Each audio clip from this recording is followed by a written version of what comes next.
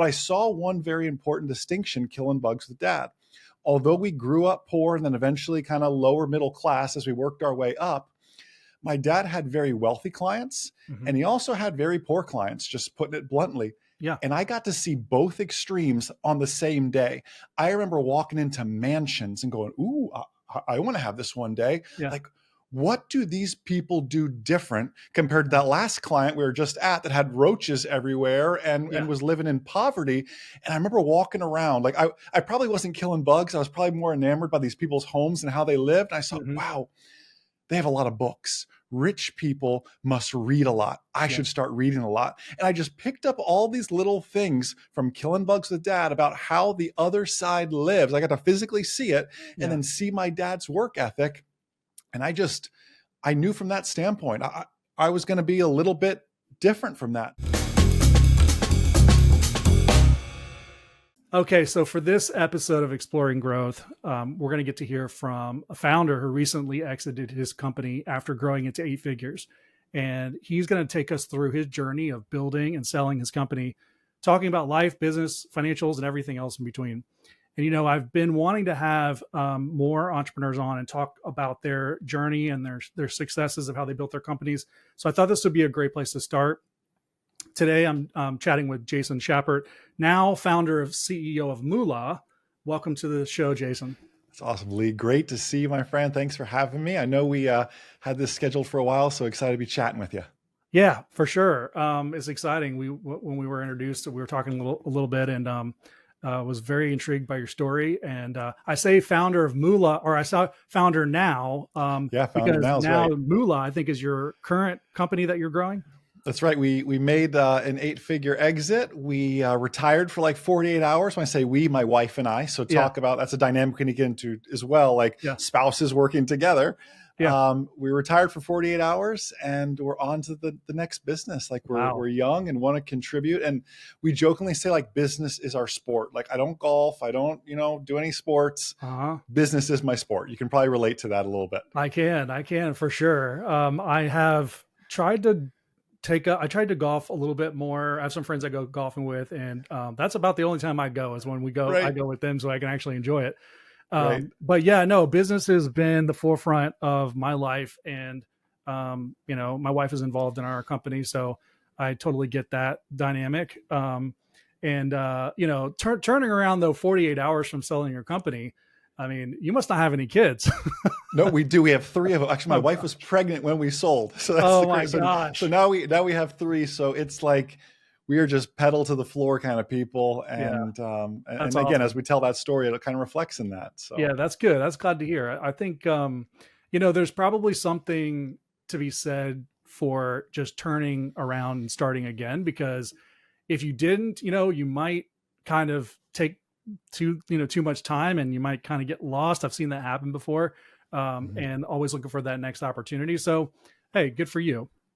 Super. Yeah. Thank you. Appreciate it. Okay. So take us back to the beginning. Take us back to, tell us how your story began, and I'll just kind of ask questions along the way. Absolutely. So, I grew up in an entrepreneurial family. So, when we moved to Florida, we lived in Maryland. When we moved to Florida, my parents and I, we lived in a motel when we first came to Ocala, Florida. Oh, nice. Believe it or not. So talk about like the entrepreneur, like scrappy, figuring stuff out. Like we lived in a motel for the first few months of my life, essentially.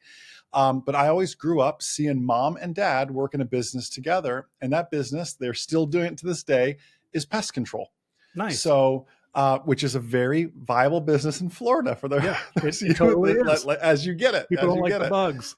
Exactly. So my first job was killing bugs with dad. Okay. And it sounds funny, but it taught me so much, not only about entrepreneurship, but about customer service. Like you live in Florida, so you get it. Imagine it's August, you're outside, you're killing bugs, and I got to convince Mrs. Johnson to let me into her house, and I'm sweaty and stinky and everything else. Like you learn persuasion and sales and everything else in the process. Yep. But I saw one very important distinction killing bugs with dad.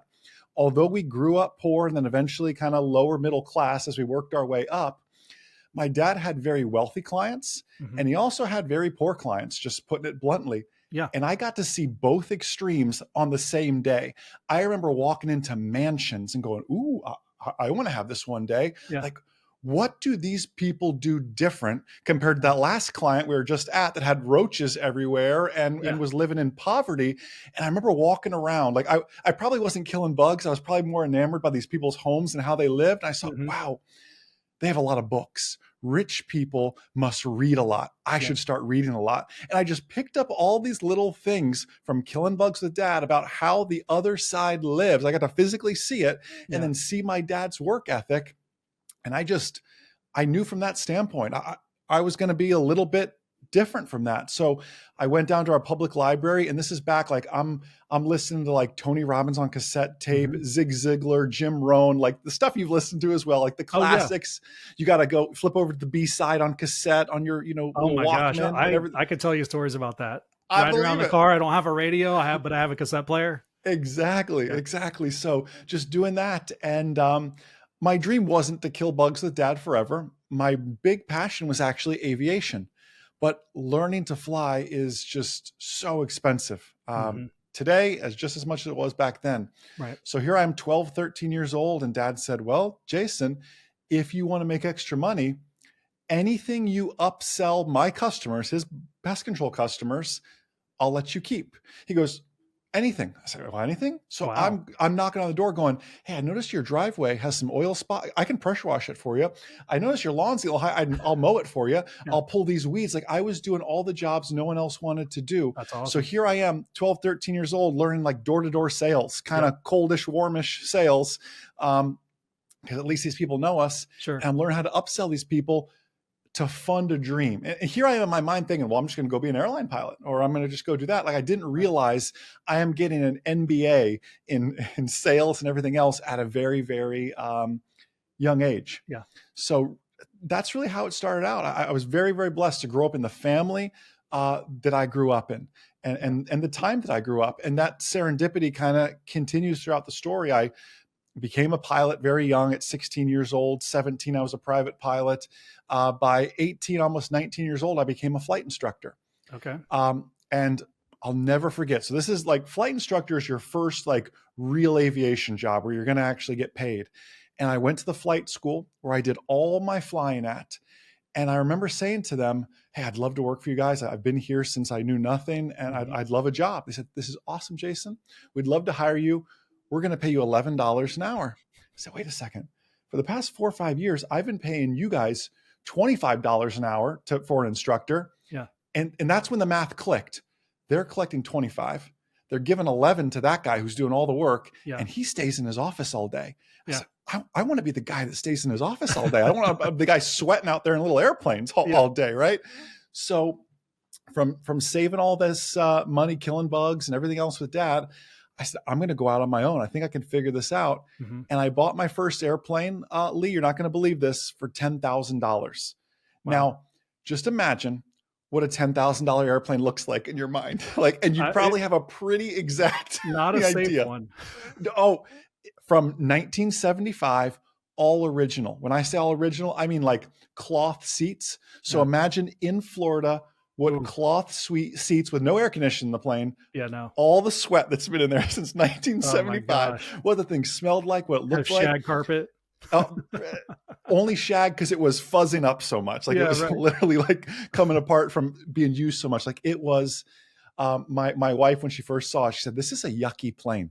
I said, She's like, "Thank wait you, till you I'm not gonna thank go you." up in that with you. Yeah, yeah. It was paint was chipping, so they were just like zinc chromate it with a green, like Oh primer gosh. green. It looked like an army plane, and it. But you know what? It served its purpose, and Yeah. it got me started. A wise person once told me, "You don't have to get it right; you just have to get it going." And Yeah. of course, we all want to start with the big, beautiful plane and the big building and the fancy Mhm. website and everything else, but you Yep. don't have to get it right. You just have to get it going. There's a lot of truth Um, in that. so I started taking on students, and here I am still mowing lawns and stuff because now I've got bills to pay. I'm trying to start this business. I'm taking on some students, still mowing lawns, still listening to Zig Ziglar and Tony Robbins, Mhm. and the latest mantra I keep hearing is, Jason, you've got to create leverage in your business, Mm-hmm. right? So I'm going, okay, leverage. How do I make leverage? Leverage is I've got to be on that airplane to make money. And yeah, I'm making money on my time. I'm making money on the airplane rental. And I remember being on the ground one day, and the first time somebody ever rented my airplane, like they called me up and said, hey, I just want to use your airplane to take my girlfriend flying. I can't remember the scenario, Mm-hmm. but I remember being on the ground, watching my airplane fly. I said, I'm on the ground, I'm a pilot, Mm-hmm. and I'm making money. So Mm-hmm. this is the leverage they're talking about. How do I get more of this? I Yes. need to find more of this. So my idea was I need more airplanes, I need more people, but that's a very capital intensive business. A Yes, it flight is. school, which I was tracking towards a flight school is so capital intensive and so much liability, as you can imagine, and risk. And I remember I'd have students when they'd go on night flights, like you can't sleep because you're just waiting for them to text you to say they're down safe. Like, I don't want to live that life. No. So about that time, there was this little thing called YouTube firing up. And it wasn't like YouTube was still in the garage, but they weren't owned by Google yet. So they're like in this limbo. And about the same time, there was this company called GoPro. And I was big into the surf community in Florida. Everyone kind of goes to that phase when you grow up in Florida. Yeah. And I was seeing all these surfers with these GoPro cameras. I was thinking, they're waterproof, they're impact proof. Thinking, I bet I could put these in my airplane and start uploading videos to YouTube. Mm-hmm. And when I told people that, they said, I think you're a little crazy, but okay. So I saved up and I bought two at Best Buy or wherever I bought them from, and kind of tested them out. And I put one inside the airplane. So if I was teaching you to fly, Lee, I'd actually sit in the co-pilot seat as your instructor, and you sit in the pilot seat. I left the pilot seat empty, and I put a camera drop down about where your head would be, so where your view would be. So it was like you're in the plane with me. And I put another one, I kind of sticky mounted it out to the wing, which sounds crazy, but it was a slow little airplane, right? So we're going like 70 miles an hour, nothing too crazy. Yeah. And I began to upload these videos to YouTube, and 12 views on the first video became 24 on the next one, became this idea of maybe we have something here. And I had this crazy idea that I want to teach people to fly on the internet. And when you say it, and now imagine saying that 16 years ago, everyone went, you want to do what? You want to do what? Like now you're like, I can see how you can do that. But 16 years ago, I was like a vagabond. Like, no, that's not even possible. We mean you're going to teach people to fly on the internet. You got to go to a flight school. You got to go to a ground school. You got to go to college for that. Everything. I love disrupting traditional, crusty, old industries. Yeah. You'll see a pattern of that in my life, apparently. And I said, no, I think we can do this. So I began making these videos. I'm still living with my parents at the time, thankfully. Great place to be when you're trying to figure out bootstrap a business. That's right. You don't want a mortgage on top of all that. Yeah. Exactly. And I began making these videos, and I locked them behind a paywall. And I follow the business model I still use to this day. Is I give away some of my best content, similar to your business model. Give away some of the best content, over deliver on value with the premise that you want the real good stuff. Well, book that call or sign up for this course or whatever that is. Like that is a business model that will work today and work in the next 20 years. Yeah. Or if you're serious about taking the next step and taking action in your business, or doing something that's going to actually have impact instead of just being entertained by the content or, consuming the content. I mean, I definitely subscribe to that model. Absolutely. So we began to do that, and I began to study internet marketing. And this is back, like I'm watching like Dan Kennedy, Frank Kern kind of stuff. If any of those names ring a bell, Jeff Walker had the product launch formula. Like these are like old school, early internet marketers. And I'm watching all this stuff, and I remember launching and thinking, like, this is back when everybody and their brother was going to be an internet millionaire. I'm thinking, I'm going to be one of those internet millionaires. It's going to be awesome. I remember I launched and one person signed up. I'm thinking, this business stuff is harder than I thought. Yeah. I thought it was, they make it look so easy on YouTube and on the internet, the course I paid for. Yeah. It's easier to get someone to buy telling you how to do it than it is to do it. Yeah.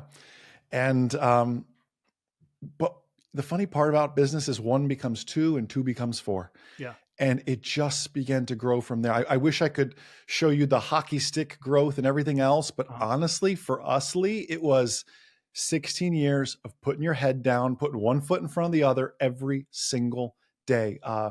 Jim Collins in Good to Great, what does he call it? The Million Mile March or something along that line mhm. of, how do you get across the United States? Don't try to run it. Just put one foot in front of the other Yeah. every single day. And that's just, that was our mantra. That was our march. Yeah. Um, I'm not a big sports guy, but I know enough. Everyone's looking for these home runs. And even especially today, like if somebody is trying to build a channel or something like that, they're looking for these viral videos, these big home runs. In reality, the game baseball is won with base hits. Yeah. Like just Right. keep the ball in play, One after and the other. one after the other's right. So Yeah. So okay. So at this point in your story, it sounds like you had a passion for aviation, and you were able to turn it into to money, into a business. Were you more interested in entrepreneurship? It sounds like than you mm, were aviation, and you were just trying to use your passion as a sort of a vehicle to get there, or were you thinking like, hey, I'll do whatever. I'm just looking to build a business that will, it be of values at some point. it was flipped for me at the start. Aviation was the passion. Okay. Business was the desire, right? Okay. I My parents never worked for anybody. Like I didn't want to work for anybody either, with the exception of working for them. So I knew I needed to I didn't want to just create my job though at the same time, Hmm. because you see people do that they build a business, they make 100 grand a year, and that's awesome. But in reality, you just made a job for yourself. Like Yeah. Right. I, I, I wanted freedom. Hmm. Even as a young kid, like I just had this desire, and maybe it goes back to seeing those homes with my dad as his clients, those wealthy Yeah. homes, and like I wanted free. I didn't want freedom for freedom's sake. I wanted freedom Sure. for what it allows us to do. Like there's our lives have been very, very blessed because of the things the business has allowed us to do, the trips, Hmm. getting invited to speak at airports in Europe and turn Hmm. that into a family vacation, like the perks of it all. Yeah. For But it sure. started as a passion for aviation, honestly, and then I realized, boy, I like this business stuff too. Yeah. Okay. So yeah, and that tracks. I mean, it's not freedom for freedom's sake. It's more to give you options and new opportunities that you wouldn't have had if you were Hmm. stuck in that sort of delivery role. Sure. No, you're exactly right. So, um, yeah, that kind of it grew from there, and there's a lot of. I mean, I fast forwarded through a lot of things here, but Mhm. a lot of. If I had to kind of theme everything, it still comes down to leverage, because Okay. there came a point in the business where I reached that magical $100,000. And I remember like writing goals, like if I could just make $100,000, we'll be rich. And I still Hmm. have those books. You should always save your old goal Oh yeah, I've books got because them all right it's behind me. exactly it's fun to go back and look and go, how little was I thinking back Yeah, it's then? true. And I made $100,000 3 years in a row, and I was just as broke as I was before. Right? Yeah. I wasn't controlling the spending. Making more money Hmm. was just causing me to spend more. I was a college dropout. I didn't really put it all together. So I had a spending problem. I was bringing the money in, but had a spending problem. And by the way, it was still just Jason. I was doing everything in the business. And then back to leverage, someone said, well, Jason, you are the limitation. You are the reason you've made $100,000 the past 3 years in a row. You need to hire to your weaknesses. And I'm like, Hmm. hire? Like, I can barely pay my bills. How am I going to afford to hire somebody? Hmm. You can't afford not to hire somebody. Right. And I'm like, well, that doesn't even make sense until you're on the other side of it, right? When someone gives Yeah, you that advice, like, yeah, it's easy for you to say. that's right. Yeah. But when you're on the other side of it, you go, yeah, that was probably some of the best advice I ever heard. So I said, where can I spend or spend the least amount of money, get the biggest bang for my buck? And Hmm. it was somebody to film and edit and post these videos for me. And Hmm. this is before we had the ease of technology, so it had to be someone physically in-house to do that. Sure. We didn't have Upwork and all these other services where you go just find anyone in the world Yeah. Right. to go do that. So I hired somebody locally. Employee number one was with me all the way to the finish line of That's the awesome. exit, and that's when the business really changed, Yeah. because I went from working in the business to working on the business. I would step out, I would film a week's worth of content, then I would go in my office and work on the business while he was editing and posting, and just kept the machine going. Yeah. And it was a small machine to start, but that was a big point when I got out of the way. It's like you created that first system in your business that allowed you to step out enough to start creating other systems. Yeah.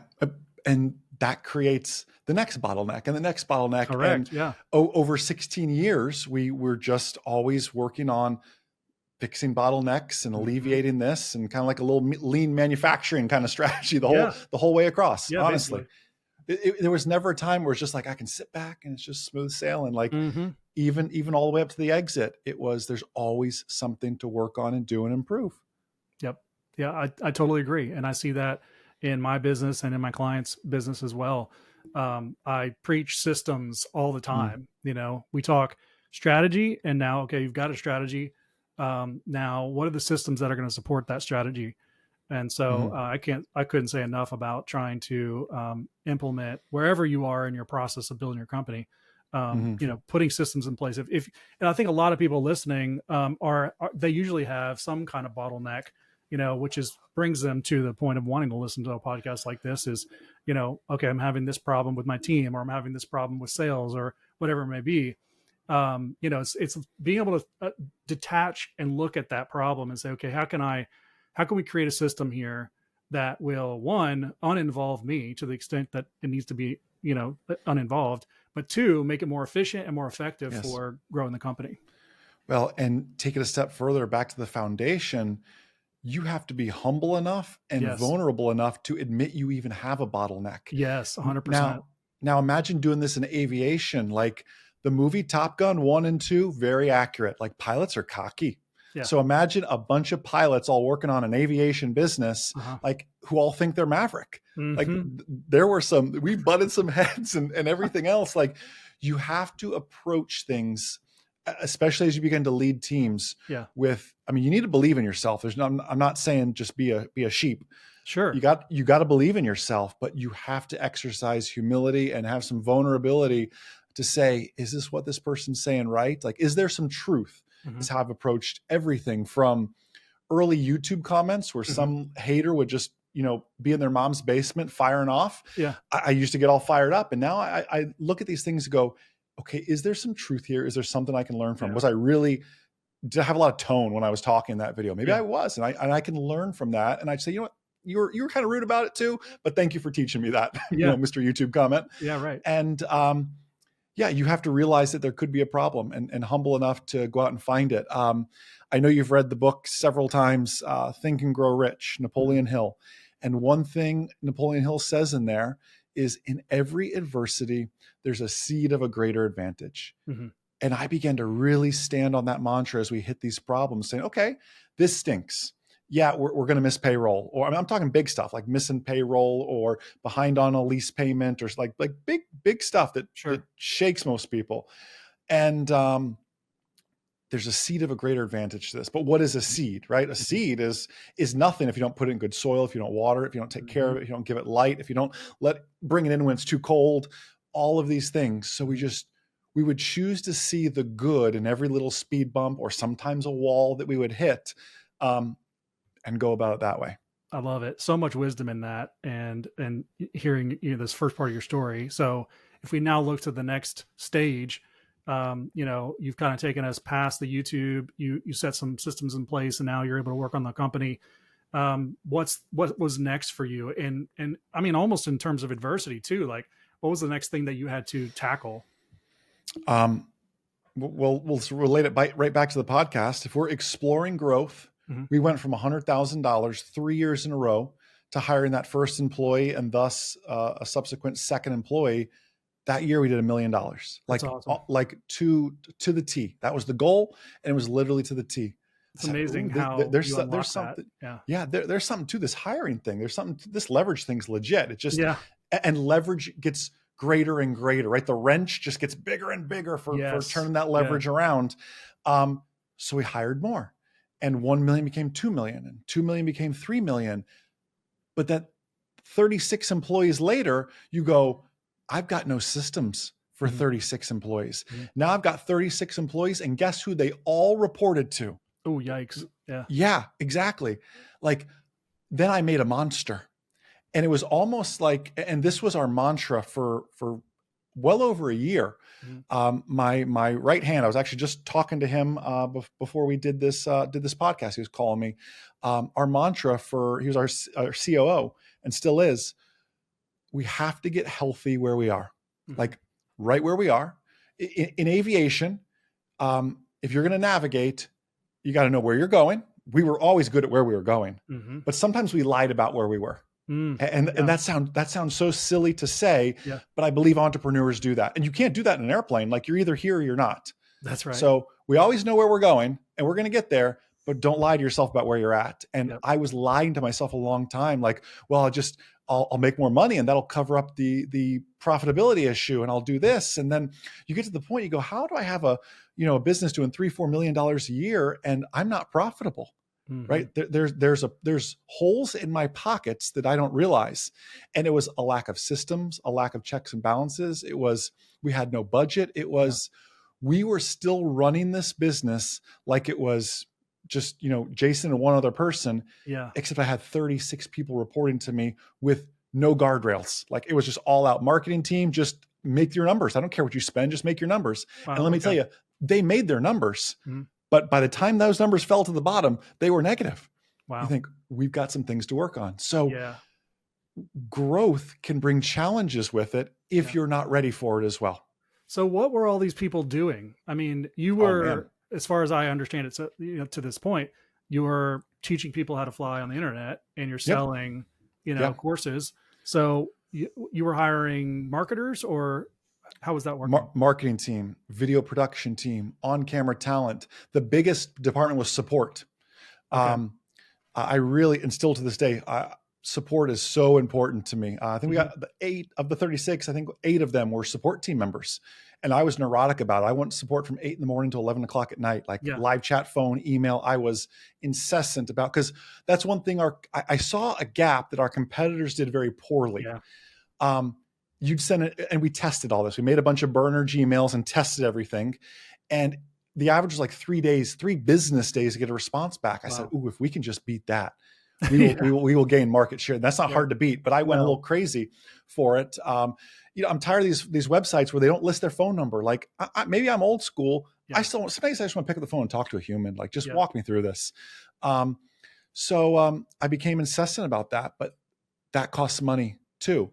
Um, we then began venturing into B2B sales, Mhm. um, back to leverage. Why just sell direct to consumer? Why just sell Lee a membership to our courses Mhm. when I can sell the college of aviation that Lee is going to, the Yeah. Embry-Riddles, the Liberty Universities of the world, right? Yep. I'm gonna sell the college. And we Right. did that.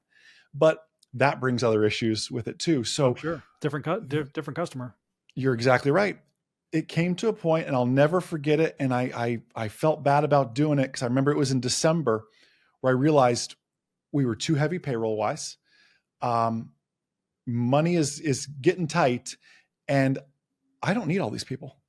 And that was a really, really kind of dark time. Yeah. I mean, you read it all the time. Meta lays off 400 people, Yeah. and Adobe lays off these, and you read it as an article on CNBC, and you don't think anything of it. But Sure. let me tell you, like or hate Mark Zuckerberg, I'm sure he didn't feel warm and fuzzy about having to send that letter out, or directing Mhm. whoever did it. Like, Mhm. these people aren't robots. Yeah. So we ended up laying about 12 people off, and it hurt, but we just got heavy, and Sure. we had to get healthy. We became overweight, and we had to lean up Mhm. and get back to the gym. And these were good people that we had to Yeah. let go. That was the tough part. But I was growing for growth's sake, Okay. and not worried about anything else. It's like going to the gym but still eating junk food. That's what Yeah. I was essentially doing.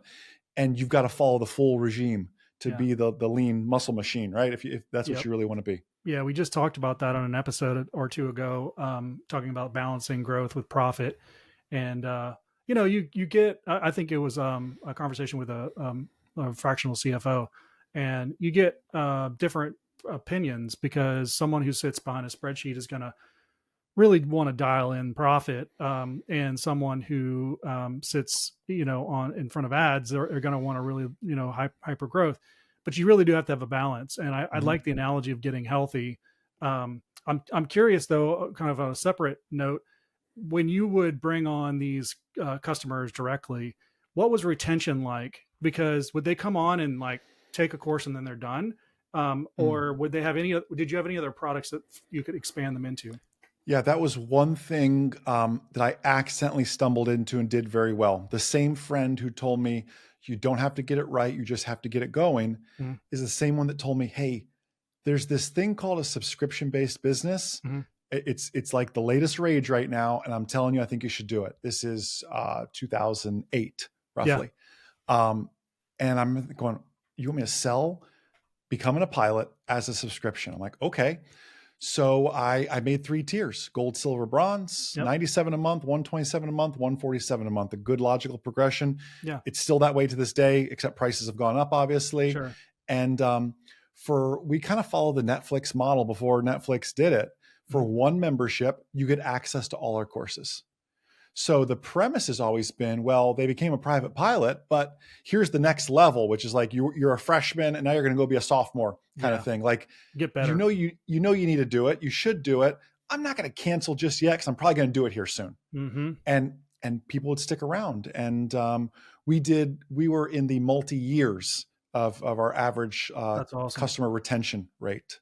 Yeah. Okay. So was that a difficult decision to make at that point? Because that's, It early on, SaaS models were like, yeah, this is a great idea, but is it sort of pie in the sky?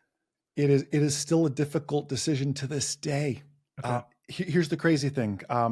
If you went through our Zendesk, I guarantee you once a week, someone messages in saying, hey, I'd love to sign up, but I'm not into the subscription model. Your competitor offers your course one time for $300. Hmm. And you know what? As much as that hurts, you cannot look at one loud person Hmm. and change your whole business because of one loud person on Hmm. Zendesk or YouTube or whatever. Hmm. But those do come in and they hurt if you focus on them. But then you go, okay, I've got one loud person over there versus I've got 10,000 paying customers over there. I think people vote with their wallets. Oh, for sure. Yes, he voted differently, and Yeah. we're all that's a democracy, right? You're Yeah. allowed to vote however you want. Right. Um, Honestly, I feel bad for my competitors that are selling one course for $300 when I know what my lifetime value is, Hmm. times a month. One customer is very, very valuable to us. Very So, valuable. Yep. but you're right. Early on, it was very hard to stay the course because people were saying this is a sticking point. We don't want to do this, Hmm. but they did. Yeah. Okay. So you switched your model back in '08 around that time, Mhm. and then you stuck with it, obviously. Take us through, what's the next stage for you? You lay off some people, you get lean. Now Yeah. what? So we've jumped forward several years from '08 if we're laying people off and everything else and get lean. And we really began to adopt a new mantra. And by the way, I didn't share this, but this was all bootstrapped. Like I'm not Mhm, talking, I didn't take any investors, no VC money. So mhm. it wasn't like we were some crazy Silicon Valley startup just Yeah. burning dollars. Like this was hard earned cash that we were Yeah. spending. Um, That's awesome. Yeah. You had an idea we and it worked. Yeah, exactly. You're exactly right. And we're bootstrapping the next business Yeah. as well, It's just great. because that's I enjoy it. I really Mhm, enjoy it. But the mindset shifted for that core team. So now we're down, even through by letting some people go. Some people left voluntarily because I let their friends go. So mhm, there were some cultural wounds we had to heal, and I mhm, learned a lot about culture. I thought business was just business, mhm, right? I just wanted to talk about airplanes and help people out and make a little money at it. I didn't mhm, realize I'm balancing office politics, I'm balancing culture, mhm, and that's something I wasn't really ready for. And then again, I've had these mentors along my life that have just dropped these nuggets, and I should probably reach out to them because they didn't even know they've dropped nuggets I'm still using to this day. yeah. But one just came to my mind when I was complaining about this negative culture. Like it seemed Mhm, like they were against me, against each other, everything else. And he said to me, you will get the culture you tolerate. I thought, ooh, mm, that's good because I'm just putting up with this. Like I am just being the punching bag because here I am feeling guilty. I let all these people go. Like I'm such a jerk. And I began to believe that. Mm-hmm. And then they would throw the jabs. I'm like, well, I just deserve it, Yeah. And I was tolerating this us versus Jason kind of culture. And when I finally stood up, not like this roaring jerk lion or anything like that, but stood up and said, hey, this is our vision. We're not here to fight against Jason and what Jason did. We're here to make people actually safer in an airplane. Like Mm-hmm. when we changed our mindset, and I've been saying this now for several years, at the end of the day, we are teaching people to take a hunk of metal through the sky at 120 knots and do it safely with their spouse and with their kids, and Mm-hmm. eventually one day to propel their career. And Yeah. when you stop thinking about, I'm doing this for Jason, and you Yeah. think about the people you're actually teaching, and you read the comments of like, hey, it's so amazing still to this day. And I say this humbly, you can go walk on a Delta aircraft and the pilot will look back and go, I know that guy. I did his courses. Oh, Like wow. that's the full circle of doing it this long, going, wow, that guy started with us knowing nothing. And now he's in his dream office up front of an Airbus A320 for Yeah. Delta. That's Like awesome. that's, so when we change the mindset of who are we doing this for, it began to change the culture, but you had to work out. There's some bad actors in there and everything Yeah. else. And they're good people. Just to go back to Jim Collins, you have to have the right people in the Mm-hmm. right seats. And to take the analogy even further, on the right bus, Yeah. right? Like, should they even be on the bus? Forget about their seat. Should they be on this bus with me right now? That's right. Yeah. And you've got to look at that sometimes too. Yeah, culture is a hard one, Mm, especially. But I think at the timing though probably helped for it to kind of all happen at once, where you were forced to look at it yeah. versus it being a slow burn and wondering why is this so painful. Yeah. So yeah, that's such great wisdom. Yeah. So just jumping a little more forward back to the seed we planted about in every adversity, there's a seed of greater Hmm. advantage. We're now a lean team. I don't know, say 12 people or so. This just tight knit core group. Like Hmm. we're going on retreats together. We went on a cruise together. Like we're just this tight Hmm. knit group, just all having fun, but all Yeah. focused on this mission. And then this thing called COVID happens. Okay. And we're in the process of building this $3 million office. Like we're all doing great. And I go, wow, we need to all go remote now. And COVID wasn't as bad in Florida, as you remember, as it was in other places, but still we all went remote. And everyone was scared because, as you can imagine what COVID did to the aviation industry. Oh Like if yeah. you are teaching pilots, like pilots are getting laid off left and right. You could have been flying for Delta one day and been a Starbucks barista the next day. Yeah, it's crazy. It was pilots getting laid off. So the team is like freaking out, like, what are we going to do? I Hmm. said, we can turn this for good, right? Let's change our marketing message. Hey, you're laid off, or you're stuck at home, Hmm. or maybe you got laid off from your IT job, but you always dreamed of being a pilot. Yeah. Now's your time to do it. Time to level We up. were already all online. We were already ready for this. While colleges and everything else were scrambling and couldn't even Yeah. take the aviation students, Yeah. we're saying, come here. We'll just get started now. Let the Mhm. college figure it out. You can go to them eventually, Yeah. but get started here. So we just turned, and I mean, COVID happened in March. By April, end of March, we had that marketing campaign up, and we were targeting IT industry, these industries that had intense layoffs. Let's time for a career change. Yes, people are getting laid off in aviation, but now's the time, because it takes about 4 years to get from zero to the airlines. Hmm. Now's the time to start that 4-year process Hmm. and do it now. And sure enough, look how we came out of COVID so much stronger economically, everything else. Amazing. Um, and we, while many industries shrank, we genuinely thrived. And a lot of it was just serendipitous luck, Hmm. because we were already online. I mean, that's all our whole business was, right? We Yeah, all didn't the do anything in foundation was person. there. Yeah. It was already there. We just saw an opportunity and ran with it. And I hate to say COVID was an opportunity. That sounds a little messed up. So please Sure. don't, Well, uh, you you you know, took a bad situation and created an opportunity from it. absolutely. Yeah. And that's what was the springboard I mean, we were profitable by then, but that was like life-changing kind of profitability. That's what got the private equity firms to start sniffing around and going, who grows during COVID, right? Like Hmm. that's unheard of. Hmm. um so that's what kind of started this. I wasn't looking for an exit. They came to us, but even that's a story all in itself. Sure. So Yeah. Okay. So that's 2020. It's crazy. We're Mhm. 4 years in. Mhm. Uh, and so you were operating for how many more months or years until you exited? We exited in February of 2024. Oh So wow. Yeah. So yeah, just recently. but it's interesting even how that happened.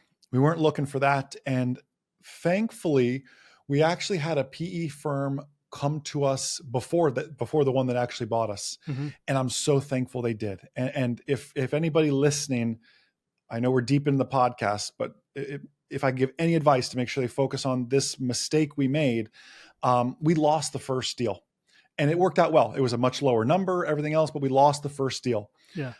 The reason we lost the first deal goes back to an idea I've been sharing with you is just running this like a mom and pop business without a lot of constraints, without a lot of guardrails. Like we tuned up some departments and stuff, Hmm. but one area I never tuned up was accounting.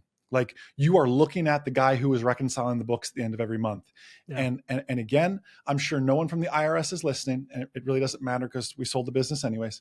Yeah. But I'm sure I'm not the only founder owner who has gone to Publix and bought groceries and categorized it in QuickBooks as office meals or whatever it is. Like Yeah. I know I'm not the only person that's done that. All Yeah. right, so don't. I mean, you can hate on me. That's fine, but I guarantee we've all been clever with how we reconcile some expenses in QuickBooks. And the first PE firm looked at this and went, this is a mess. Like this is a Mm. spider web of stuff. You went to Publix here and you did this, and you you were speaking in Europe, but you stayed at the Ritz Carlton. That was Mhm. awful. Like it's just all Yeah. this other stuff. Like it was like kind of a business trip, a kind of vacation. Like Yeah. Yeah. they said, I'm sure it's a great business, but we don't have the time to work through the spider web of numbers. Mm. Um, figure it out. So I'm like, wow, like I lost the deal because of my poor organization, which is rare for a pilot. Pilots are very follow the Yeah. checklist, everything else. Yeah. That's But surprising. when you start commingling your expenses and these sort of things, Uh-huh. I said, wow, I've got to clean this up. And my wife and I spent, I don't know, 6, 7, 8 months. It was time to graduate from the little small town CPA to the bigger firm in Orlando or something like Hmm. that. Still a medium sized firm. I'm not going like KPMG with skyscrapers or anything Yeah. like Right. that, Right. but a bigger accounting firm Yeah. to help out, a real bookkeeper, Hmm. and we cleaned up our books. And sure enough, within 3, 4 months of finally getting the books all in line, the next one came to us yet again. We weren't seeking it out, Yeah. and Amazing. it even that brought interesting things. Like when you're not looking for it and Yeah. you're not ready for it. I didn't have the legal team ready. I didn't have all these. It was just Jason and my wife Magda trying to figure stuff out, and we Yep. did. Yep. But as sad as I was about losing the first deal, I wouldn't have got the second deal without them. It That's really all. prepared us for Yeah. that Such a that, great that exit. kind of bump in the road. But going back Mm, to that adversity and advantages out of adversity is it's awesome to be able to have adversity and see what it is. Take the wisdom from it and yeah, utilize that in different contexts. That's what I'm pulling out of it. absolutely. But that's awesome. I mean, that's such a great kind of end of the story. So tell us about how it all ended up. We made our beautiful 8-figure exit. Whirlwind of emotions. Almost lost that deal a few times. Again, giving any advice to anybody who will be in those shoes soon. This is not an area to go cheap on your legal team. Like you can't just have, your local business attorney or your friend who's a divorce attorney. Like, please Yeah. don't do that. Like, this is the Yeah. time No. to step up and spend the $400 an hour. I know that's a lot, Yeah. Yeah. but that's an area to really spend the money because when you deal with these private equity firms, they're throwing you 80-page contracts and everything else. And you can't understand it all. Yeah. Um, that's the area to step up, and the tax planning too. Okay. Um, if I was going to do it again, I would step up with a team of attorneys and a Hmm. team of tax planners to help with that aspect of things. But we made the exit, and it was 24 hours of celebration, and then like followed by 24 hours of literally like kind of, I don't want to say the D word, depression, because Yeah. I don't want that, but Yeah. No. it was a little sad, honestly. Yeah. I mean, Yeah. it was, think about it. It's your baby Yeah. for the past 16 years. You nursed it. You almost lost it. You had to take it back to the hospital. You Hmm. had you It got sick many rehabilitated it. times. It got sick many times. Like, and now it's gone. Yeah, now it's off to Um, college. exactly. It's off. It's not gone. You're right. It's off to college to get better, bigger, stronger, and help more That's right. people. Yeah, And that's how you have to look at it. that's right. But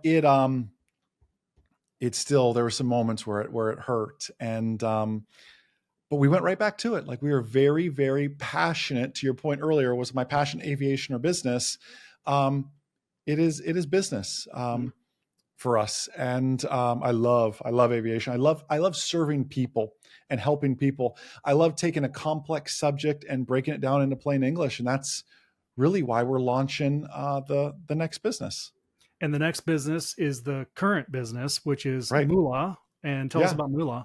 Yeah. So Moola grew out of aviation, oddly enough. It is a financial technology company, Okay. investing, savings, budgeting, in much, much sexier terms than that, Sure.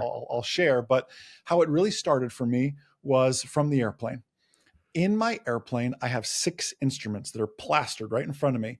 Those 6 instruments tell me what just happened 30 seconds ago, what's happening right now, and Hmm. what's likely to happen in the next 30 seconds if I keep doing what I'm doing, climbing, descending, turning. Hmm. Why don't I have the same thing in my finances?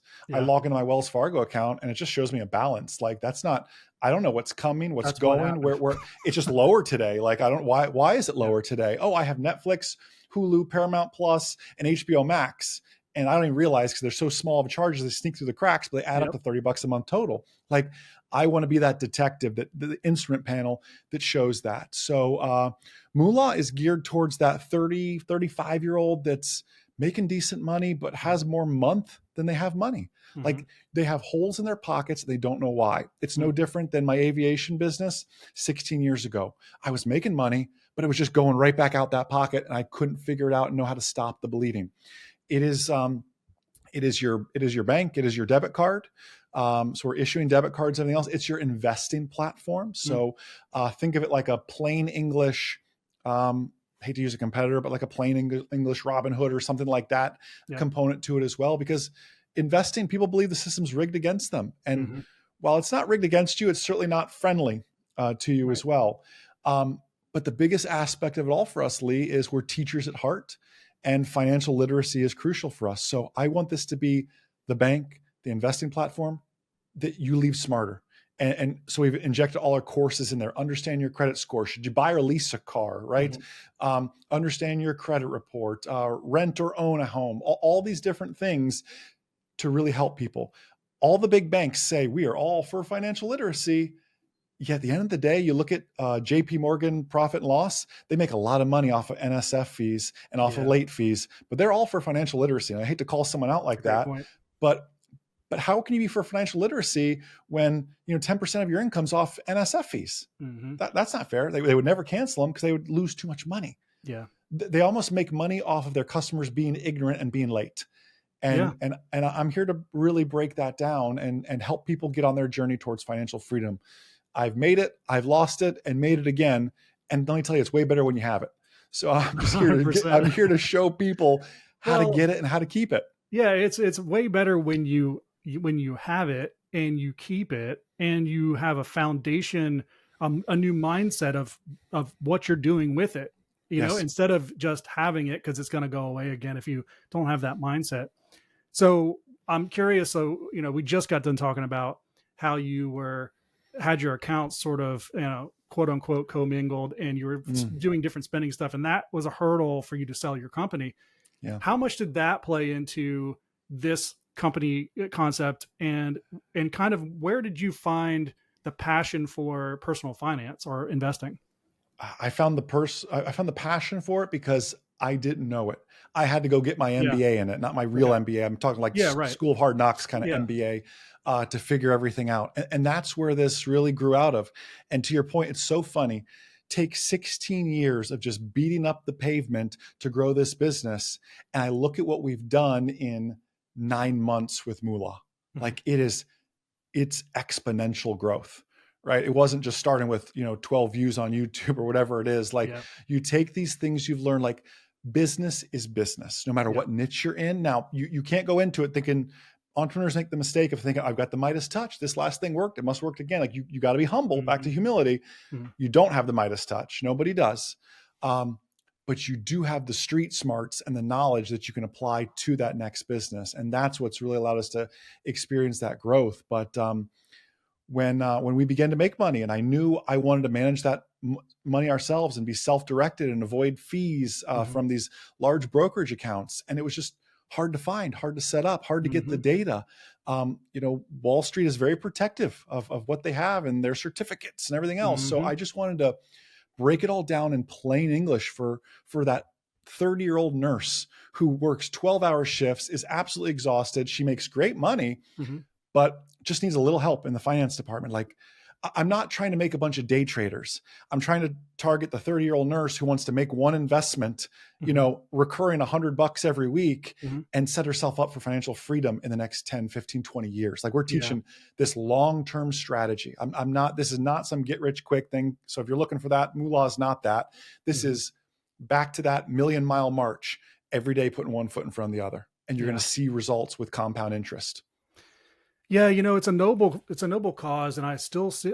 I think now more than ever, such a huge gap in the market that you're filling. Because when I look back, probably now 15 years ago or so, I used to be in the employee benefit business, Wow. where consulting. So I'd go into companies, and we would meet with the company and establish what the employee benefits were going to be, and we'd create a package of everything, including health insurance and whatever. And we were licensed into the various things, and then we'd sit with their employees during enrollment, and we would give them our options and try to educate them as much as we could in the 10 minutes that they sat in front of us, and try to help them make a good decision. Yeah. But I can tell you, just seeing that industry, both the investment and the insurance industry, that it is all about overrides. It's all about Yeah, fees, and man. the education is, like, to your point, is very minimal. And you end up with employees that their real only tracks are to get it from the person who sits in front of them. And there's a lot of times it doesn't even sit in front of them. It's just Mhm. links that they have to click through, which are predicated on an agent or broker relationship that is all based on certain funds that they want to put you in. Mhm. Mhm. So they say they're kind of not privy to certain things, but they are. So your options are very, very limited, and the only other option is to go out on YouTube, or Yeah. maybe Charles Schwab, and try to get some education. But there again, you're getting a one note education. Right. There hasn't really been, to my knowledge, but I haven't really done a lot of research on it, a third party that can give you, this educated dashboard, Right. and help you to make a decision that's a little bit more broad, and more broad, meaning more education and more focused on what it is for your particular situation. So yeah, I think Well, that's a great and gap it even filler. yeah, it even goes further than that. Like, what if your 401k, if it's not self-directed, is investing in things that you don't believe in, right? Look at the Yeah, moral aspect of this. What if sure. somebody is anti-war? They'd Mhm. probably be pretty sad to learn that most of their funds are in Lockheed Martin or something Yeah, like that. Like, they wouldn't be happy about that. right. So we kind of spell that out. I think one of the most important things on the investing side is, what does this company do? Mhm. Yes, it's a great investment, but if you don't believe in it, like, what good is making money on that as well? Mhm. So looking back at values and risk tolerances and everything else, I didn't realize that was part of your background, Yeah. doing that. But you were spot on. Most people don't realize their 401k is riddled with fees, and they're Yes. just all excited. I'm getting an employer match. Yeah. Yeah, but after the fees and everything else, you're really not getting an employer match You're because it not all just getting a gets taken lot. back out. Yeah. Yeah. Yeah. Yes. It's kind of a trap. A lot of investing, in my view, is boils down to fees, because Hmm. you can make a great return. Maybe, but when it comes down to how much fees are being taken out, your return is just barely creeping over inflation. And these days, inflation's high enough to match that return. So Yes. you're not Yeah. really gaining anything. You're just sort of staying stagnant. Right. You are exactly right with that. And that's the education. We like Yeah. the Fed cut rates. I Mhm. don't want to date this podcast, but the Fed Yeah. cut No. rates Yeah. fairly recently. And do a man on the street interview. Most people wouldn't know what that means. No. Honestly, what does that Mm. mean for upcoming mortgage? Why haven't mortgage rates gone down just yet? I thought the Fed cut rates. Well, Yeah. that's actually the discount. You just got to explain all this to Sure. people. And like Tony Robbins says, or I actually think Jim Rohn said it first, knowledge isn't power, it's potential power. Mm-hmm. So I can teach all this stuff, but at the end of the day, people still have to go out and apply it. Just like Mm-hmm. they can listen to this podcast and hopefully they got that one nugget they're going to run with. Yeah. That's the action step. Yeah. There's been a lot of nuggets, by the way. So I appreciate that. Oh, thank you. For this business, is it a subscription based or is it fee based or how does that work? It is subscription based. We charge Okay. $5.99 a month, Yeah. and everything. It's your money. That's Yeah. essentially how it works. I don't want to riddle people with fees and everything else. We want to be as transparent as Mm-hmm. possible. We are very, very blessed financially. This is not only a way to give back. Mm-hmm. Of course, we will be a profitable business Sure. with that, right?